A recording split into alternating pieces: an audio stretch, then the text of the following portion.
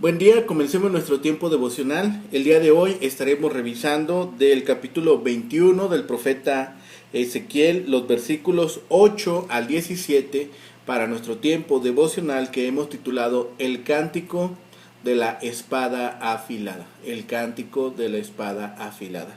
Recuerden que para nuestro tiempo devocional estamos leyendo en dos versiones, Nueva Traducción Viviente y en Reina Valera 60. Dice la palabra de Dios, capítulo 21 del libro del profeta Ezequiel, versículos 8 al 17.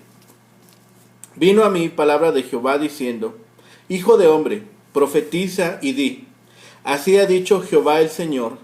Di: la espada está afilada y también pulida. Para degollar víctimas está afilada, pulida está para que relumbre. ¿Hemos de alegrarnos? Al cetro de mi hijo ha despreciado como a un palo cualquiera, y la dio a pulir para tenerla a mano. La espada está afilada y está pulida para entregarla en mano del matador. Clama y lamenta, oh hijo de hombre, porque esta será sobre mi pueblo, será ella sobre todos los príncipes de Israel. Caerán ellos a espada juntamente con mi pueblo. Hiere pues tu muslo, porque está aprobado. ¿Y qué si la espada desprecia aún al cetro? Él no será más, dice Jehová el Señor. Tú pues, hijo de hombre, profetiza y bate una mano contra otra, y duplíquese y triplíquese el furor de la espada homicida. Esta es la espada de la gran matanza que los traspasará, para que el corazón desmaye y los estragos se multipliquen. En todas las puertas de ellos he puesto espanto de espada. Dispuesta está para que relumbre y preparada para degollar.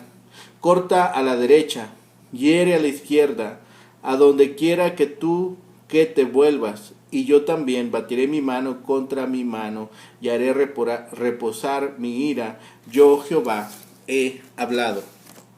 La misma porción ahora en la Nueva Traducción Viviente dice, capítulo 21, versículos 8 al 17.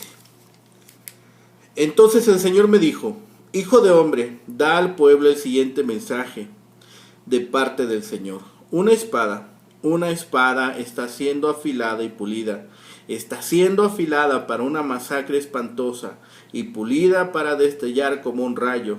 Ahora te reirás. Los más fuertes que tú han caído bajo su poder. Sí, ahora mismo la espada está siendo afilada y pulida, y se prepara para el verdugo. Hijo de hombre, grita y lamentate, golpéate los muslos con angustia, porque esa espada masacrará a mi pueblo y a sus líderes. Todos morirán, a todos los pondrá a prueba. ¿Qué posibilidad tienen ellos?, dice el Señor soberano. Hijo de hombre, profetízales y bate las palmas. Después toma la espada y esgrímela 2 veces en el aire, incluso 3 veces, para simbolizar la gran masacre que los amenaza por todas partes.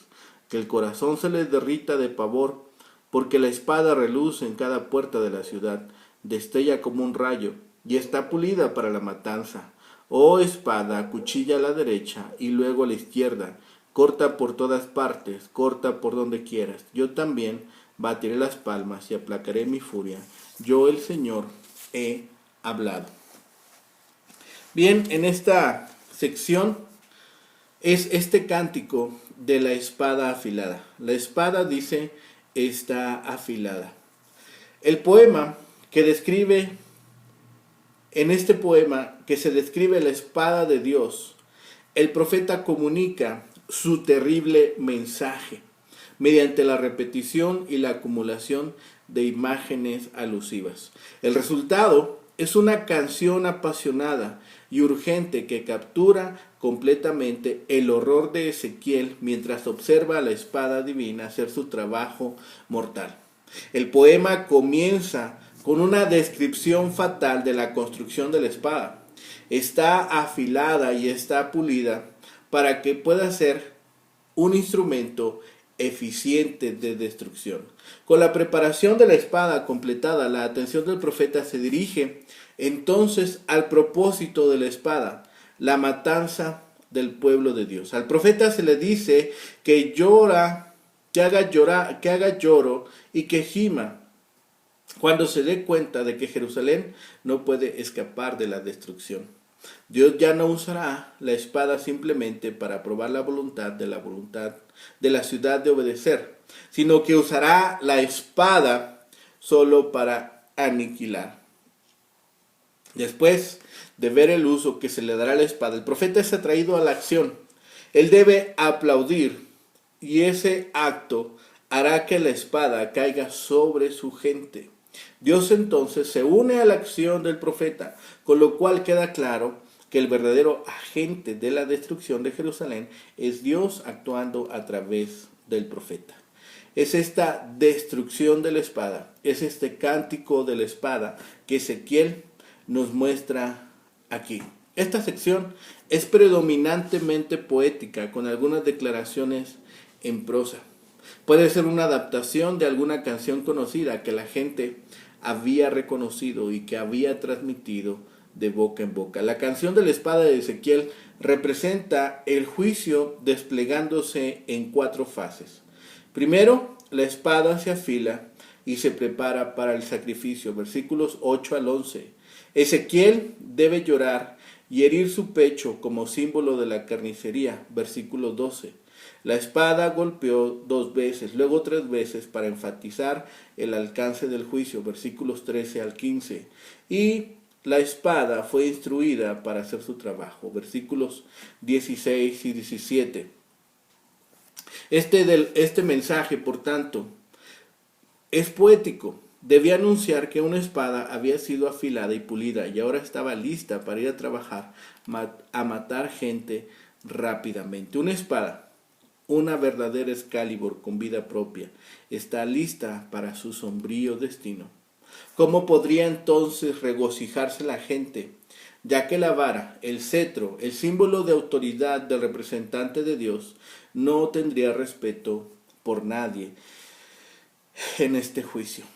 No pudieron. El juicio de Dios estaría sobre aquella nación. El Hijo de Dios, aquí se refiere a Nabucodonosor, que cumpliría la voluntad de Dios, ejecutando entonces su castigo. Las figuras de la vara y el Hijo de Dios describen al Mesías en otra parte, por lo que los oyentes de Ezequiel estaban acostumbrados a pensar que estas figuras representaban a su libertador. Pero aquí aprendieron que Dios tenía otro hijo con un cetro que los destruiría. En Isaías 10:5 ya había hablado de esta vara que eran los asirios. Era como si Dios hubiera pulido la espada con la cual juzgaría a su pueblo y lo hubiera puesto en la mano de su asesino Nabucodonosor. Por lo tanto, Ezequiel debía clamar y abofetear su muslo con gran desesperación, porque este juicio venía sobre su pueblo y los funcionarios de Judá, los líderes, morirían con el resto de la gente. Este corte de liderazgo de Israel fue una causa de dolor aún mayor que la destrucción de los israelitas ordinarios. Se habían quedado sin cabeza, se habían quedado sin líderes. Esto realmente pondría a prueba a la nación. Los judíos no podrían despreciar la vara que el Señor usaría para juzgarlos. No debían pensar que Nabucodonosor carecía del poder para destruir a Judá. Sin embargo, incluso Nabucodonosor no prevalecería sobre Israel en última instancia, porque la vara del Mesías sería el vencedor final. Ezequiel debía entonces aplaudir mientras continuaba profetizando, simbolizando su aprobación de la voluntad de Dios. Pero también debía anunciar lo terrible del juicio venidero como una espada. Así que la espada haría que la gente se desanimara y muriera en las puertas de la ciudad, el lugar donde los líderes hacían sus negocios. El Señor tenía ahora un instrumento de juicio, una espada, que había preparado y mantenido lista para matar a su pueblo repentinamente como un rayo. El Señor habló a su instrumento de juicio, instándolo a mostrarse agudo, matando a su pueblo por todas partes, como el Señor lo había mandado. Jehová también daría su aprobación aplaudiendo y apaciguando su ira contra su pueblo pecador. Al menos parte del problema que la audiencia de Ezequiel tuvo al aceptar una imagen tan sombría del futuro se puede remontar a la tendencia religiosa natural a pensar en Dios como bondadoso y por lo tanto no realmente capaz de castigar a las personas con decisión. Porque, ¿por qué destruiría Dios a su propio pueblo amado, en quien había invertido tanto tiempo y esfuerzo desde que lo sacó de Egipto siglos antes? Parte del problema radicaba también en el optimismo natural y rutinario de las personas. Es difícil imaginar que el país en el que uno creció y disfrutó de la vida en el pasado realmente llegue a su fin. Nunca más sea una nación independiente. Nunca más tenga su propio gobierno y leyes y economía y tradiciones estables. Esto es lo que pasó con Israel. Es lo que va a pasar con las naciones. Es lo que estará sucediendo. Todas las naciones serán sacudidas. La visión de esta arma muy pulida infundiría temor en el corazón de las víctimas potenciales. Este era especialmente aterrador porque era afilada y pulida, lista para que la mano de Nabucodonosor la empuñara contra Judá. La interpretación del versículo 10 puede ser incierta. Dice: está siendo afilada para una masacre espantosa y pulida para destellar como un rayo. Ahora te reirás. Los más fuertes que tú han caído bajo su poder. ¿Nos alegraremos entonces? Hay disciplina, hay juicio, pero ¿cómo podremos divertirnos? Hemos despreciado la vara y toda disciplina. Pensemos que Ezequiel habría de representar el horror de este juicio inminente, llorando, lamentándose y golpeándose el pecho, que eran símbolos de dolor. Ese lamento de muerte fue por Judá y fue comparable al de Amós, quien lamentó la muerte de la Virgen de Israel. Las advertencias de Ezequiel y otros profetas fueron una prueba para ver si el pueblo escucharía. Estaba claro que el pueblo había despreciado las evidencias y advertencias de un juicio inminente. Por lo tanto, a Ezequiel se le ordenó profetizar y golpear sus manos juntas, probablemente como un signo de ira, y dejar que la espada golpeara 3 veces.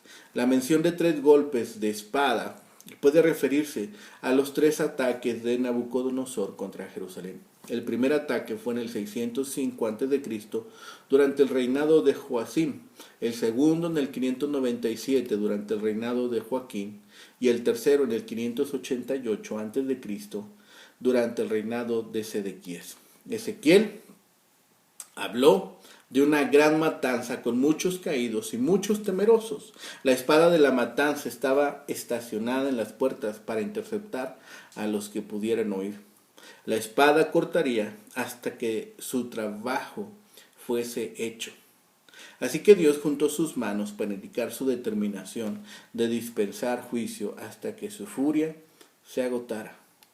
El juicio de Dios sería rápido, severo, indiscriminado y definitivo sobre aquellos que se nieguen a prestar atención a sus advertencias. Y es el mismo juicio que ejecuta sobre aquel que desprecia su disciplina, sobre aquel que desprecia su palabra, sobre aquel que desprecia su enseñanza. Rechazar a Dios es escoger el pecado y garantizar el castigo. Ezequiel había hablado anteriormente de los hombres que salieron con la espada para llevar a cabo un juicio indiscriminado en Ezequiel capítulo 9. Así que ahora, con el objeto de infundir terror en el endurecido corazón del terco pueblo de Dios, Ezequiel personificó la espada que muy pronto les iba a traer destrucción. Judá y Jerusalén despreciaron el consejo de los profetas de Dios y resistieron su amorosa disciplina. Ahora estaban a punto de experimentar las sangrientas consecuencias. Cuando batía palmas, Ezequiel no estaba mostrando su aprobación aplaudiendo, sino que estaba también llamando la atención a lo que estaba pasando. Sin embargo, la ira de Dios no es insaciable. No importa cuáles sean los instrumentos que Dios use para ejecutar sus juicios, los fortalecerá conforme al servicio en que están empleados. La espada resplandece para terror de aquellos contra los cuales se saca. Es una espada para otros, una vara para el pueblo del Señor. Dios dicta esa sentencia en serio. Dios dicta esa sentencia de una manera total y completa. El profeta debe entonces mostrarse serio al publicarla. Es esta tercera profecía de este grupo donde hay un lenguaje poético, ciertamente, casi como si fuera un canto previo a la guerra. El pasaje fluye del tema de la espada lista y la tarea que ha de ejecutar. El tema de la guerra, como castigo enviado por Dios, era probablemente aún menos popular cuando Ezequiel lo decía a su pueblo que en la actualidad. El rayo de esperanza era que la ira de Dios finalmente se apaciguaría. Así, este propósito de esta espada afilada era la destrucción. Con el fin de degollar a sus víctimas, la espada ha sido afilada. En este caso, en vez de víctimas animales que se degollan para el altar del sacrificio, son víctimas humanas que se raen de la tierra a causa de su maldad. Así, antes de seguir adelante, podemos poner atención a esta sección. Estas palabras tienen una doble declaración del origen divino del mensaje. La primera estrofa del poema comienza con la repetición de la palabra espada. Esta técnica era usada como una manera de expresar ardor o pasión. Este tipo de expresiones se puede ver tanto en otros profetas como Jeremías como en Ezequiel. Esta pasión puede ser interpretada como una reacción ante la aparición de la espada o como un llamado a la misma. Esta espada se presenta como afilada y pulida y pasa a dar las razones de esta descripción. Afilada para realizar matanza, pulida para que tenga resplandor. Así es completa la imagen. Así Ezequiel completa la imagen de este terrible instrumento de juicio, de este terrible instrumento que va a llevar castigo y dolor a muchas regiones, a fin de que relumbre, a fin de que su mismo centelleo infunda terror a las futuras víctimas. Es que ahora tiene estas características. Todo esto nos puede llevar a pensar que esta espada también ha sido puesta en manos de los ejecutores. En el versículo 11, en la mano del matador, no del esgrimidor deportivo, sino del que va a ejecutar la sentencia de Dios. Y nos dice contra quién es enviada. Versículo 12. Esta pende sobre mi pueblo. Todos, príncipes y pueblo, van a caer a espada. La espada de los paganos va a caer sobre el pueblo de Dios. Pero si la espada cae una vez más sobre el pueblo de Dios, ¿no tienen ellos interiormente el consuelo suficiente para armarlos contra todo lo que es atemorizador? Sí que lo tienen, mientras se comporten como conviene al pueblo de Dios. Pero estos no se habían conducido así. Por consiguiente, la espada estaba contra todos ellos. En todas las puertas de ellos he puesto la punta de la espada, dirigiéndose a todos los que se creían seguros de que no entraría en su casa. Perdón. Caería especialmente contra los grandes de Israel, sobre todo los príncipes de Israel, porque eran los mayores pecadores de todos. Pero como no había nadie libre de culpa, se le da a la espada carta blanca para que corte a diestra y a siniestra. la naturaleza de esta espada y sus limitaciones en cuanto al pueblo de Dios, vemos que la versión literal y la interpretación más probable es porque una prueba ha sido hecha y que si aún la vara desprecia la espada, no existirá profecía del Señor Jehová. Así, mi hijo ha sido probado por otros castigos, pero menos drásticos de Dios. ¿Qué será pues de él si también la espada que rechazó las otras naciones le golpea a él? Cesará de existir. Vemos aquí que tanto el profeta como el pueblo tienen que mostrarse afectados por la amenaza de estos castigos. El profeta no tiene que pensar en palabras elegantes, una espada. Donde Ezequiel se le ordena batir las palmas de indignación, así como lo de golpéate la cadera del versículo 12, es muestra de desesperación. La fuerza destructiva de la espada se había de duplicar 3 veces, o se había de triplicar, lo que indica la fuerza con que había de caer, con la que había de ejecutar aquel juicio. Los muertos serían tantos que los supervivientes huirían dando trompicones, versículo 15, contra los cadáveres de los caídos. Dios mismo podrá, unido antropomórficamente al profeta, batir sus manos en señal de venganza satisfecha y sentir saciado su furor tan loca y obstinadamente provocado. Este mensaje es contundente, es doloroso. Dios iba a juzgar a la ciudad. Es una palabra espantosa y temerosa que viene de los labios de Dios. Aquel que había anhelado a Jerusalén, aquel que la había amado, ahora venía a ejecutar su juicio. El Señor Jesús también lloró sobre Jerusalén, porque la amaba. Oh Jerusalén, tú que matas a los profetas y apedreas a los que te son enviados. ¿Cuántas veces habría reunido a tus hijos, así como una gallina reúne a sus pollos bajo sus alas, y no quisisteis? He aquí, vuestra casa os ha quedado desolada. Mateo 23, versículos 37 y 38. Dios deja claro lo que va a hacer, y el mensaje no es nuevo en ninguna manera. En el libro de Isaías encontramos, porque por fuego y por su espada rogará Jehová a toda carne, y muchos serán muertos por Jehová. Isaías 66, 16. El profeta es mandado a clamar por el final del pueblo. El profeta ve esta actividad de la espada y ve que no cesará hasta que su trabajo sea completado. La espada es el tema principal del capítulo 21. De hecho, es posible que las diversas profecías en este capítulo fueran dadas en diferentes momentos, pero se reunieron debido al tema común, la espada. En los versículos anteriores, el profeta ha hablado de la espada venidera de juicio contra el pueblo de la ciudad santa.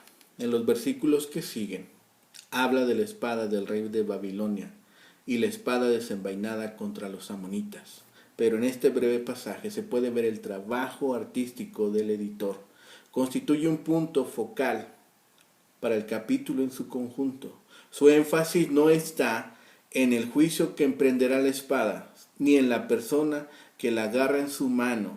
Aquí es como si la espada tomara vida y fuerza propia.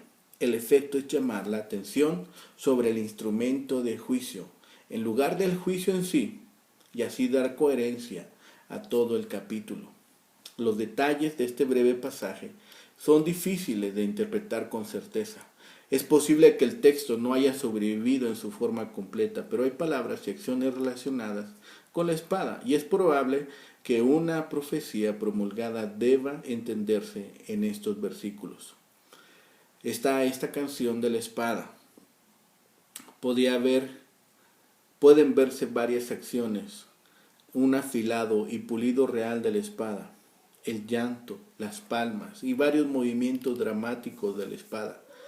Ezequiel ya ha demostrado a su pueblo su capacidad para actuar, con extraordinario poder dramático, la sustancia de su mensaje profético, pero va más allá. Él usa una danza de la espada, ya sea hebrea o babilónica, no se puede conocer con certeza.